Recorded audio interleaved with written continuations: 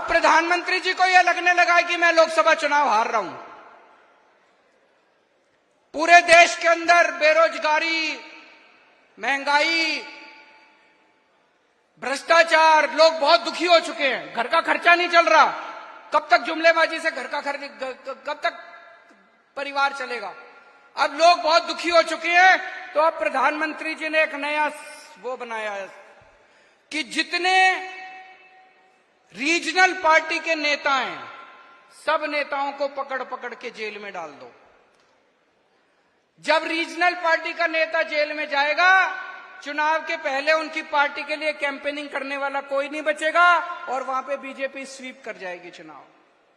तो केवल मेरा नहीं, इन्होंने मेरे को तो जेल में भेजने का प्लान कराई है कि केजरीवाल को जेल में भेज देते हैं। आम आदमी पार्टी चुनाव कैसे करेगी, केजरीवाल प्रचार कैसे करेगा? ममता बनर्जी को प्लान बना रखा है, ममता बनर्जी को जेल में भेज देते हैं, पश्चिम बंगाल में बीजेपी स्वीप कर जाएगी। तेजस्वी यादव का प्लान बना रखा है, तेजस्वी यादव को जेल भेज देते हैं, बिहार में स्वीप कर जाएंगे। हेमंत सोरेन को जेल भेजने का प्लान बना रखा है, हेमंत सोरेन को जेल भेज देते हैं, वहां पे स्वीप कर जाएंगे। अरे मोदी जी शर्म कर लो, ऐसे चुनाव जीतोगे आप? ऐसे चुनाव जीतोगे आप? एक बारी मैं उनको चैलेंज करता हूं, एक बार इन सबको जेल भेज के देखो, बीजेपी का पत्ता साफ ना हो जाए पूरे देश के अंदर।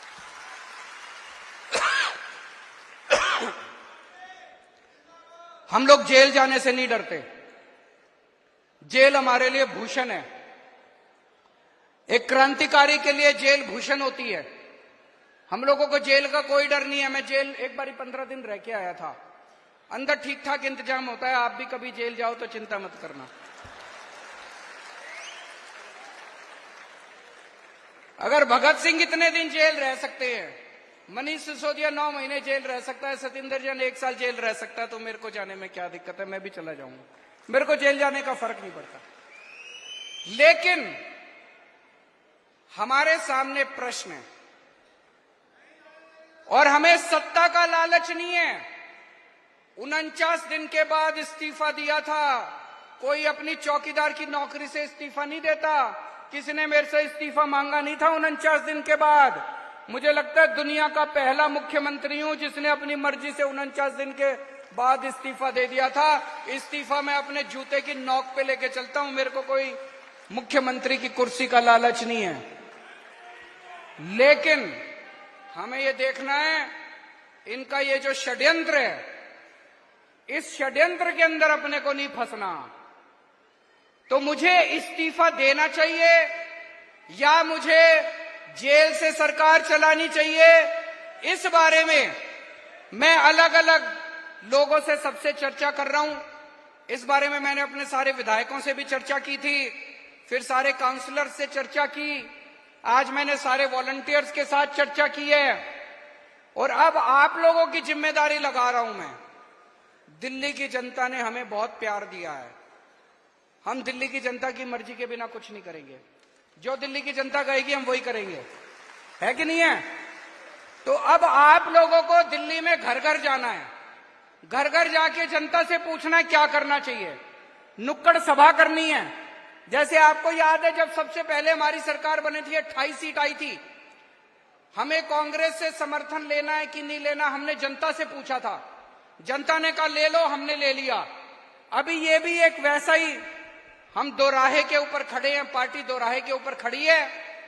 आप लोगों को घर घर जाना, जाएंगे सब लोग, समय देना पड़ेगा, मेहनत करनी पड़ेगी। अगले 10 से 15 दिन के अंदर हमें पूरी दिल्ली छान मारनी है।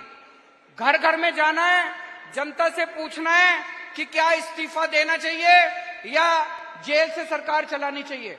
जो जनता कहेगी, जनता का हुक्म हमारे सर माथे पर। और एक बात, आज से ये सोच लेना कि लोकसभा के चुनाव का प्रचार शुरू हो गया। यही लोकसभा के चुनाव का प्रचार है। एक एक घर में जाके इनकी बीजेपी की और नरेंद्र मोदी की पोल खोलनी है। आपको एक एक घर में जाके नुक्कड़ सभाएं करनी है, उनके अंदर इनकी पोल खोलनी है। मैं जेल के अंदर रहूं या जेल के बाहर रहूं, इस बार दिल्ली की एक भी सीट लोकसभा की बीजेपी को नहीं आनी चाहिए। भारत माता की, भारत माता की।